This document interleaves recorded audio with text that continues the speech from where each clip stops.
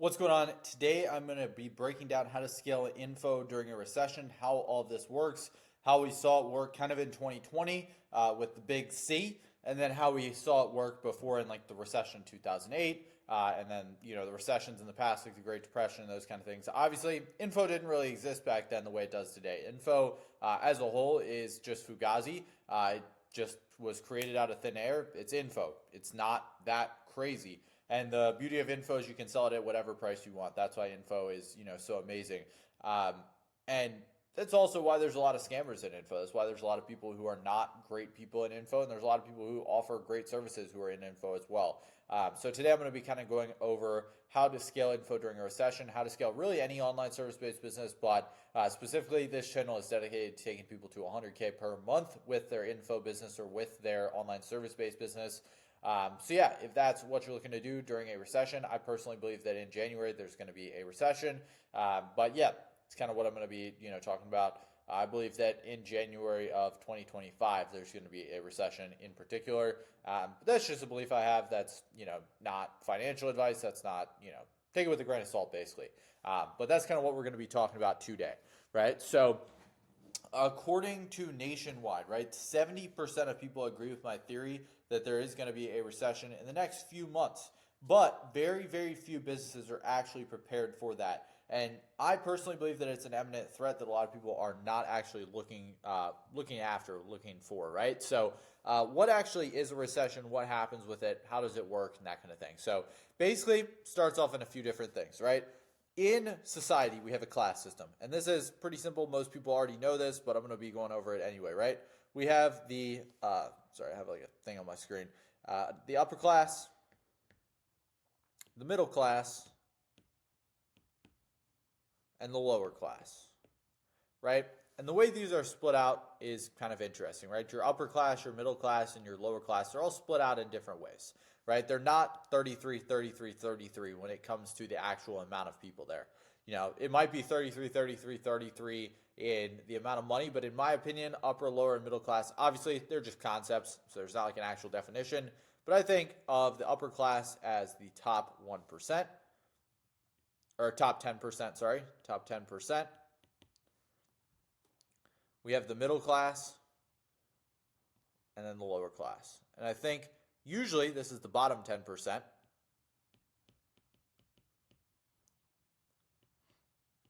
But right now it's more of like the bottom 20%, in my opinion, 20 to 25%. Because I think most people are on the same boat. They're lower class in that they don't have any money. They don't have like enormous amounts of wealth. So what happens during a recession? Well, basically there's economic pressure created on this middle ground, right? This middle ground gets economic pressure. And what does that mean? Well, that means it collapses. The middle class collapses.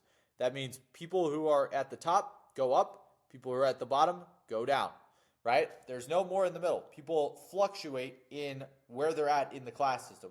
So they eliminate the middle class. People are either upper class or they're lower class, meaning that people have the top 10% of wealth or they have the bottom, 20% of wealth, right? People will move into these sides. And yes, they'll still technically be like a middle class, but the gap will widen. Why is this important? Well, I'm going to go into it in just a second. All right, so we look at the top 10%. This group of people now expands to around this, and this group of people expands to now like around here, right?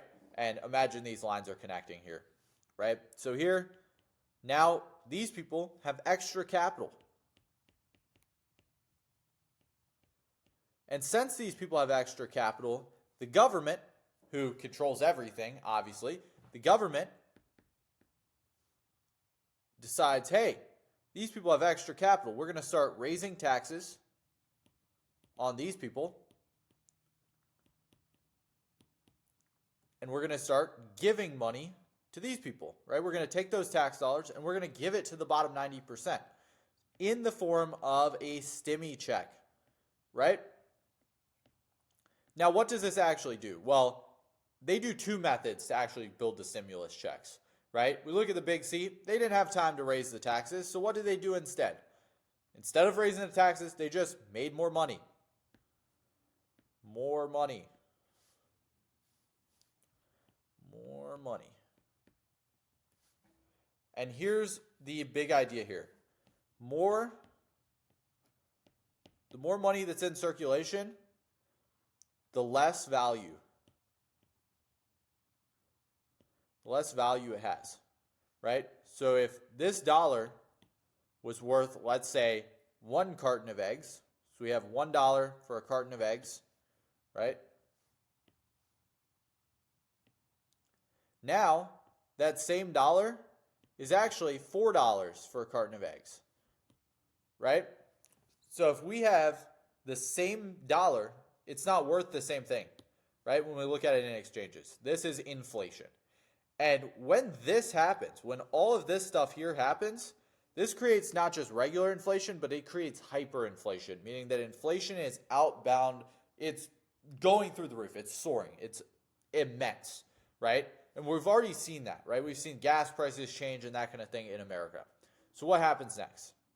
Now that there's more money in circulation, people have more money to spend down here. Because people get their stimmies, especially when it's a 0% interest stimmy or one that you don't have to pay back or whatever. You get these stimmies, and now people buy info, right?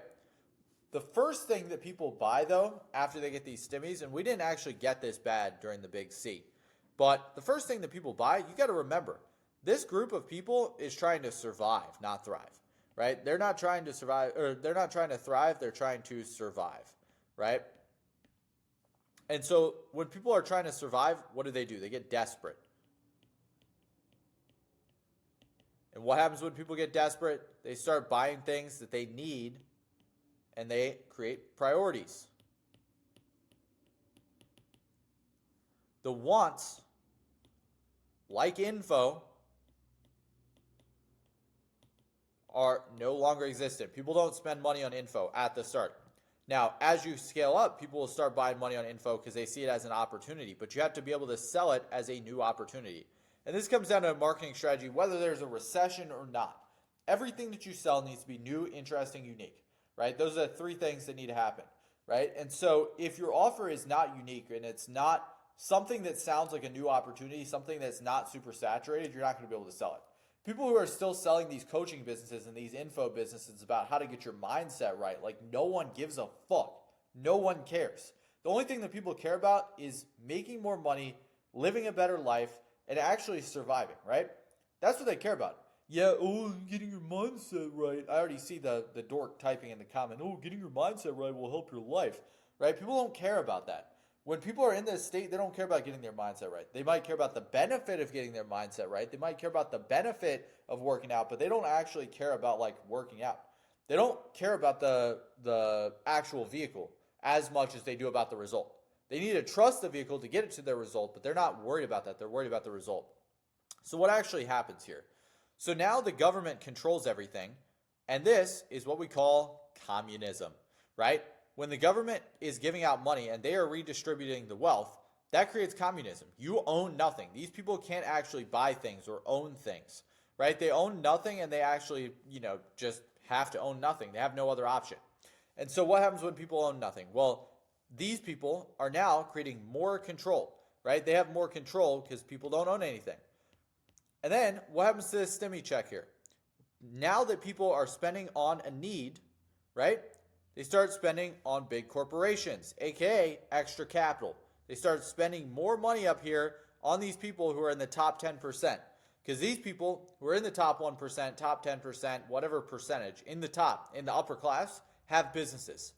These businesses are typically bigger businesses that actually produce things that are actually needs.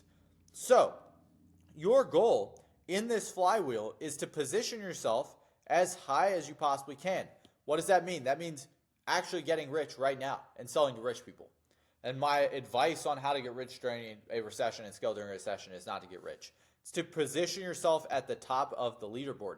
Because if you position yourself down here, you're going to end up in the lower class as well. You need to position yourself at the top. You need to be the one who's at this point in the stream when people are spending money, right? Because you need people to be spending money on you. How do you do that? Well, there's a few different things that you can do, right? Number one thing that you need to be doing, in my opinion, is diversifying, right? Diversify. Now, how do you do this? Well, I do it in a few different ways in my business, and I'll kind of give you an example, and then you can take this with a grain of salt. I hear a lot of people, and I made a video just recently about how Alex Hormozi, one of the things that I don't agree with Alex Hormozi, right? A lot of people will say, hey, just stick to one business model, one product, one avatar, one, channel. I don't agree with that. I think that you need to be diversifying your channel, your avatar slightly. I think that you should still be niched down, but don't turn away money, especially if you're in economic stress, right? Don't turn away money.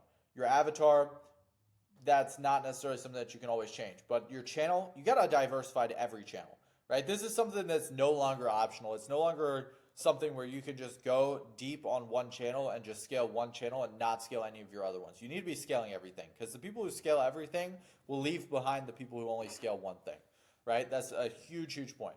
Now, you also need to be diversifying your income and optimizing for LTV, right? This is a sub point that I'm going to put here is LTV. And again, CAC as well. You hear Alex Hormozi even talk about LTV and CAC, right? LTV, lifetime value, CAC, cost to acquire a customer. And how do you optimize these two things? Because these are the things that actually make or break a business. It's like the business equation, in my opinion. LTV and CAC, right? These are the two things that you need to look at. So how do you optimize it? Well, you need to be selling to your current clients, right? People who you have currently, you need to be upselling them. If you have one product, you can't upsell them. People will sell like video editing retainer. Like, people don't care. Like, that's just not something you need to be upselling them.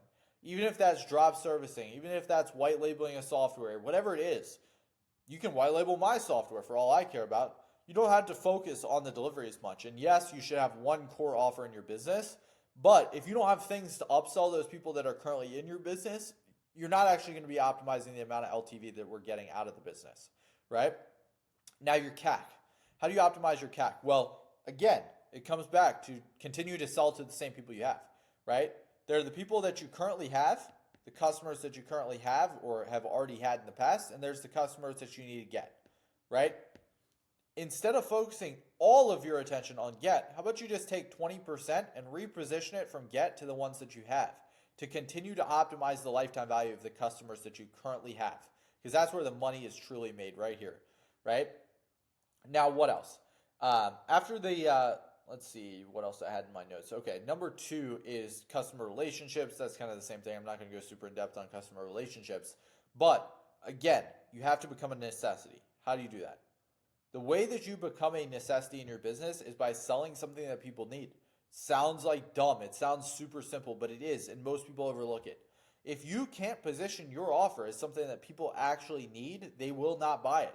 If you position your offer as something that's like, hey, you might want to buy this, you might want to get into Amazon FBA. No, you need to get into Amazon FBA because this is the number one method of scaling to 100K per month. That sounds a lot better than you should get into Amazon FBA. Now, you need to get into Amazon FBA. This is the last chance.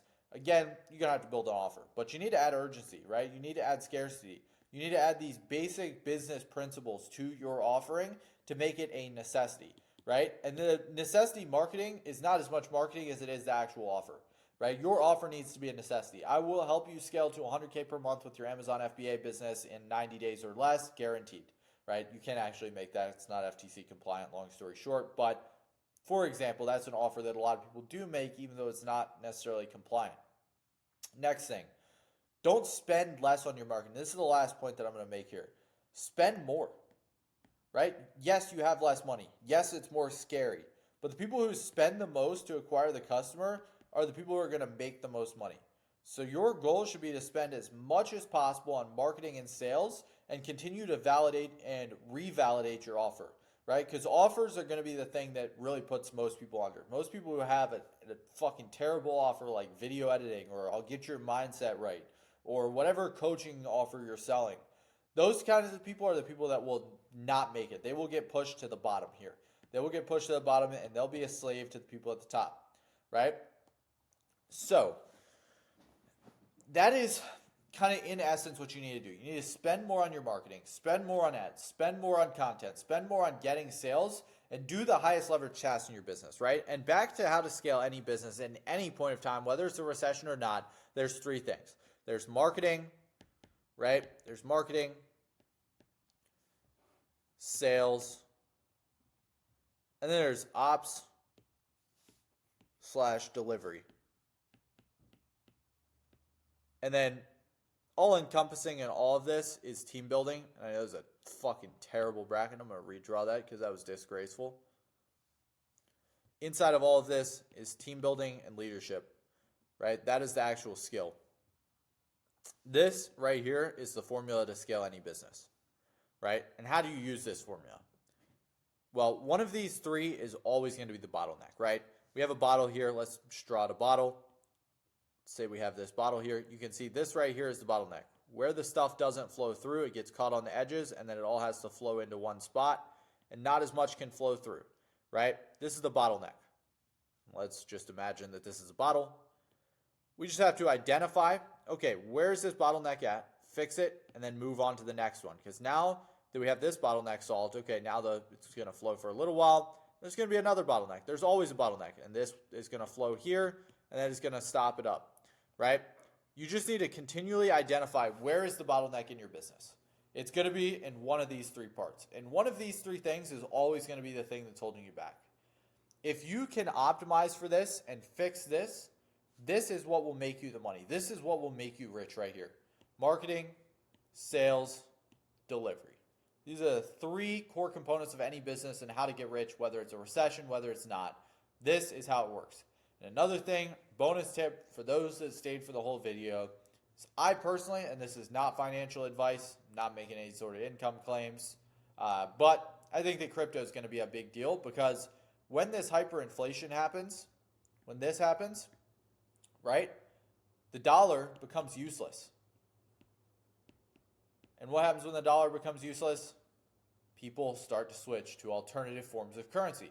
And so if another bonus small tip, start accepting crypto because crypto is going to be where it's at over the next few years, right? But hopefully all of this made sense to you. Hopefully all of this was valuable to you. If you did find this valuable, I would appreciate it if you just leave a comment, leave a like, and hit me up. If you have any questions, feel free to leave them down in the comments, and I will hopefully be able to answer those for you and be able to help you out in as much detail as possible.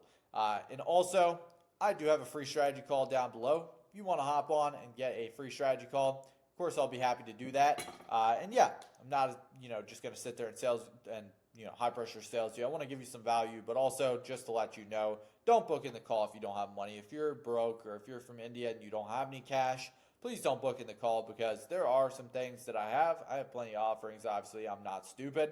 And so I'm probably going to try to upsell you on the call. Just forewarning, I'll probably give you some value, but I'll probably also try to sell you on something. So if that's something you're interested in, go ahead and book in a call down below. And other than that, I'll see you in the next one. Peace.